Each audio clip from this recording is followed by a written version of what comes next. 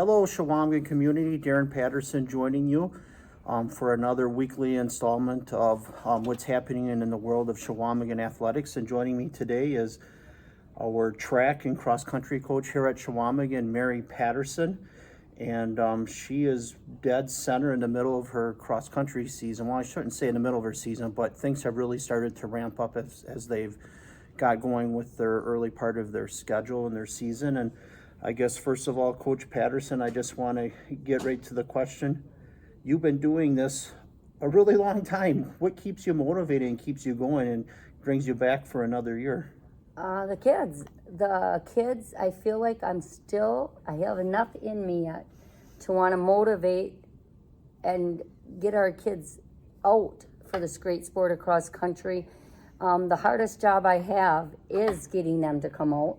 And then once we get them out, to get them in shape and get them to find that so many kids have hidden talents that they don't even realize or know that they have. And I just want to help get them in shape, have fun in there, have a good experience, and hopefully bring some friends along with them. It's such a great sport, and running is such a gift that you can use in any sport you're in. If they choose to take cross country, then that's great for me and our program and for our school that we have that many kids. And I've always been very, very proud of the numbers that we do have that compete in cross country for us. And I think one of the key parts that you noted there too was getting them out. But I've seen so many kids come through here, and the running it goes beyond just their time here at Chequamegon too.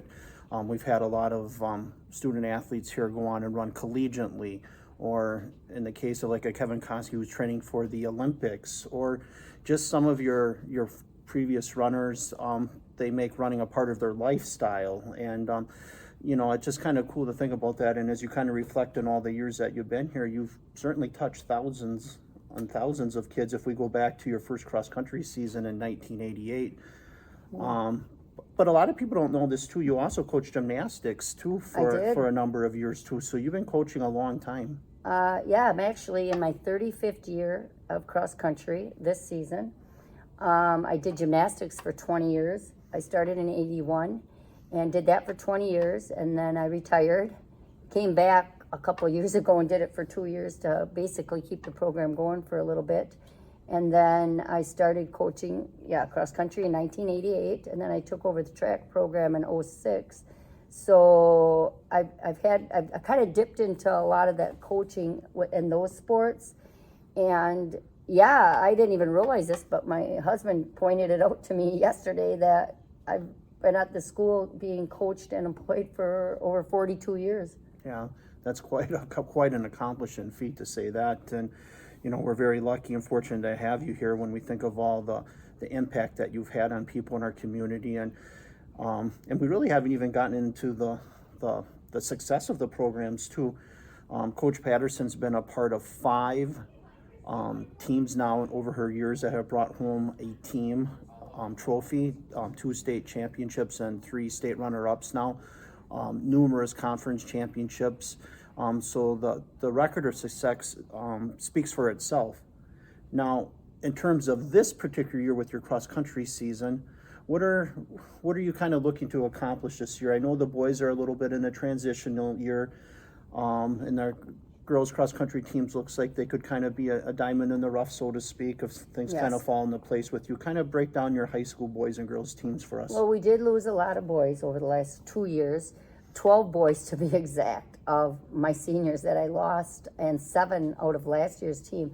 So this year's team is very young. We have a lot of boys that are running with not a lot of varsity experience. They're being expected to really step it up and compete, and they're doing a great job for us. I mean, I ask a lot of them. I do expect a lot because I want them to expect a lot out of themselves. They're really developing into nice little runners. Their confidence is getting bigger, better, stronger. They're confident, and I'm just hoping for each meet to improve. And if we can do that, when it's all said and done, I think at the end of the season, we're going to be okay. We started out really good with our first 2 meets. We're rebuilding. So I'm very proud of that, and all of the wonderful boys that have come out and made a commitment to come out for cross. Yeah. How about on the girls' side of things? Obviously, you start with Autumn and then kind of work through the rest of the line. On the girls' side, I'm very confident. I'm very excited about what I am seeing here. We don't have great numbers out. I think we're at like 10 or 11, which is fine if you really think about it. And our top 7 are running very strong right now. We had our first meet over at Rhinelander. There were 16 teams there, and they had large school, small school. Our girls ended up coming away with a big first place finish. And we had 5 girls receive medals over there in the top 10. That's just phenomenal. We're just going to keep building on that. And the biggest threat that we have is we have a top runner in Autumn Mikulski at the top. It's just like a freebie. We pretty much go into every meet, pretty confident that she's going to come away with a victory. And that's the plan. And then the other 4, 5, 6 girls have to bring it home. Yeah. They have to do their best. And as I said, also with the boys' side, we just need to keep improving and getting better and better. And I believe that we will. Yeah. And one of the cool things I know about how you structure your cross-country team is I know a lot of outsiders who might not know a lot about the sport. It's easy to get fixated on the individual idea of it because everyone's out there running their own race.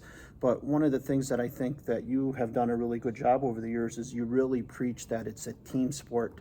And yeah, they hand out team conference trophies. They're state champions and runner-ups from a team concept.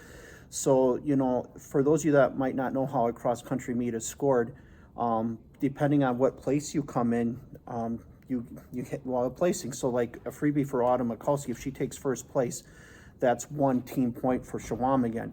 And the lower the team score you have, the higher the placing that you would receive to as a team. So it really does matter what placing your girls or boys come in as far as individuals, because that will affect your team score.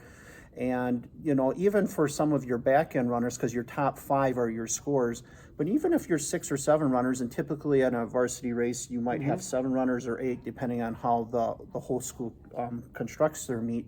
Even your back end runners who might not necessarily be getting team points for you per se, they can take points away from other schools just by their placing in itself. Exactly. So there is a lot of team concept about it. And I know whenever we discuss cross country, if I call you at the end of the meet, it's usually the first question is, how did the team do? And that's one of the strengths of your program. Yeah, I'm very proud of that.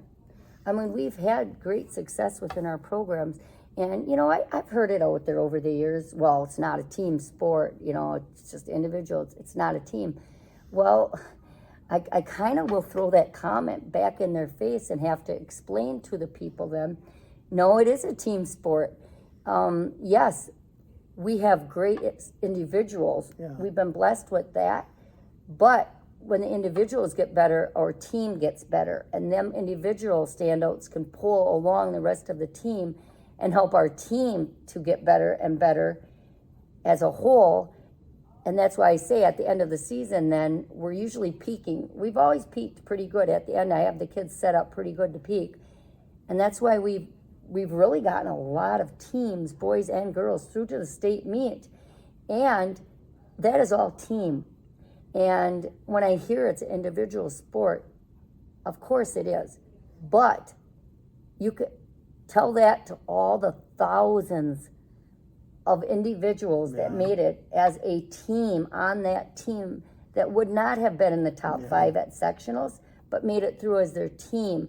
And when I say thousands, I literally mean thousands, Daren, because we have put, since in 35 years, I think we've put like at least 25 complete teams through the state. And that is such an accomplishment and an honor to be the coach here at Chequamegon and just to be able to represent our school at those ability levels. Yeah. And it always comes to my mind too, whenever you send a team or an individual to state, regardless of the sport, one of my first comments I always say to the kid or you is thank you for keeping Chequamegon out there on the map, because that's important. It's important that and people follow their respective sports or whatever across the state, but it's important that we keep our name out there, even if in a down year or something like that. And a down year for Chequamegon might mean still being like a 500 team. But in saying so, it's important that we keep our school name out there, our community, and there's a sense of pride that comes along with that. And that's one of the things that I know we're really appreciative of here. Yes, there's the body of work and the positive things that come from being in the sport, but also just keeping us relevant and keeping us out there in terms of just not northern Wisconsin, but the state of Wisconsin for that matter. So we're looking forward to what hopefully will be a great fall season for cross country here. Certainly a lot to look forward to.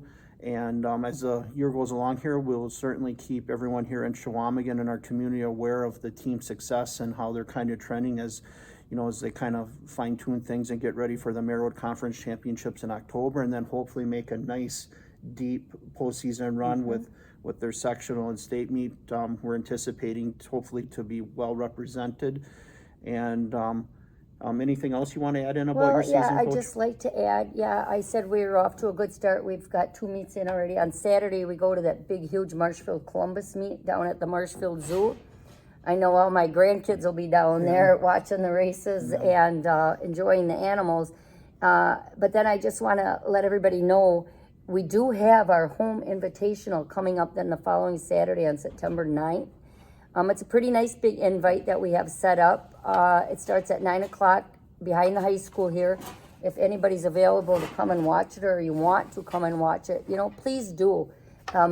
It's not every day you get to see some exceptionally gifted runners, and we have a handful of them right here running on our teams right now. And I would love to have the community come out and watch us. And I know that they would very much love to have the community, any supporters come out and watch them run. Absolutely. And the thing about a cross-country runner, and when you sign up to take cross-country, I don't think you're really looking for fanfare anyway, but you don't get the lights of a football game per se. So it's a little bit harder to attract people to the meets, but these kids work incredibly hard, and it is their one home meet of the season. And it's a decently sized meet, and again, it'll be on Saturday, September 9th, and the first race is going to start at 9 o'clock in the morning. So it's right here behind the high school. It's a great spectator course. You pretty much can see everything, follow along with everything.